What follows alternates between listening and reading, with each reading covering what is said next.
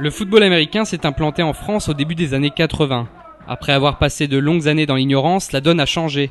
Ce sport commence vraiment à faire parler de lui et attire de plus en plus de monde. Il y a des signes qui montrent que effectivement le public répond plus ou moins présent, qu'il y a une attente derrière, qu'il y a des clubs qui sont en développement, qu'il y a du gros travail qui est fait au niveau des clubs sur la communication.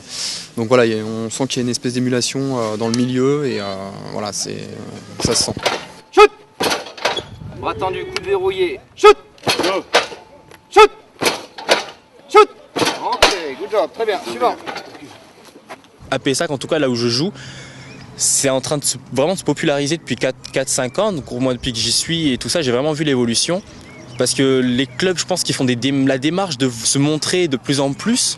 Et en allant vers les gens, forcément c'est un sport qui est plaisant, c'est un sport spectacle. Donc il y a beaucoup de gens qui aiment voir ça. Et chaque année, la Fédération française de football américain le constate. Elle compte de plus en plus de licenciés.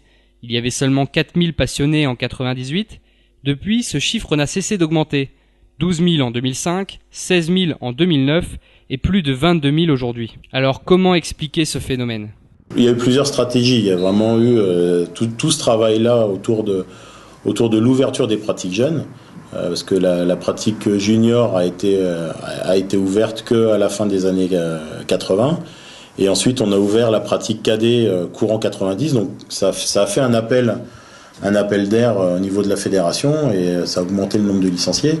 Comme tout le monde peut le voir, c'est de plus en plus médiatisé. Il y a le Super Bowl qui commence à passer sur des chaînes nationales. Donc je pense qu'il y a une bonne évolution par rapport à il y a 5 ans ou il y a 10 ans, ce que je connaissais.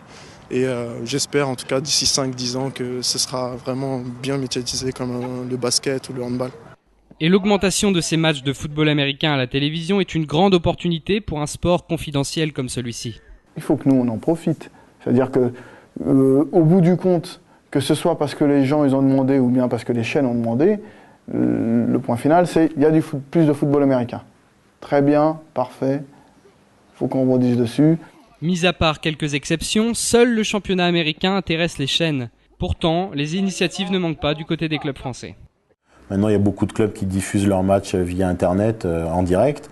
Donc, en passant par ces vecteurs-là, qui sont des vecteurs utilisés par la population la plus jeune, je pense qu'on va se faire connaître de plus en plus. Il faut utiliser aussi tous ces vecteurs-là. Les sites institutionnels sur lesquels on a mis de l'énergie, c'est bien parce que ça pose une fédération, mais pour aller chercher des nouveaux licenciés et surtout ces publics jeunes, il faut passer par les réseaux sociaux. Sur le plan européen, l'équipe nationale est vice-championne d'Europe. Au niveau du championnat, la France reste dans le top 3, derrière l'Allemagne et l'Autriche. Nous, la différence, c'est qu'on est un peu freiné par le rugby. En Allemagne et en Autriche, il n'y a pas du tout de rugby, donc les joueurs qui ont envie d'aller sur un sport collectif d'extérieur et de contact vont forcément vers le foot américain. Et puis ils ont des moyens un petit peu supérieurs aux nôtres, qui fait que leur championnat est un peu plus attractif. Mais en continuant de développer le nombre de licenciés, la structuration des clubs et puis l'organisation, je pense qu'on peut, oui, un jour arriver à ce niveau-là. Si vraiment tous les clubs s'investissent dans les entraînements des jeunes ou dans les entraînements des seniors, je pense vraiment que la France peut atteindre un bon niveau européen. Pour atteindre ce niveau recherché et rentrer dans le paysage sportif français, il reste encore la moitié du chemin à parcourir.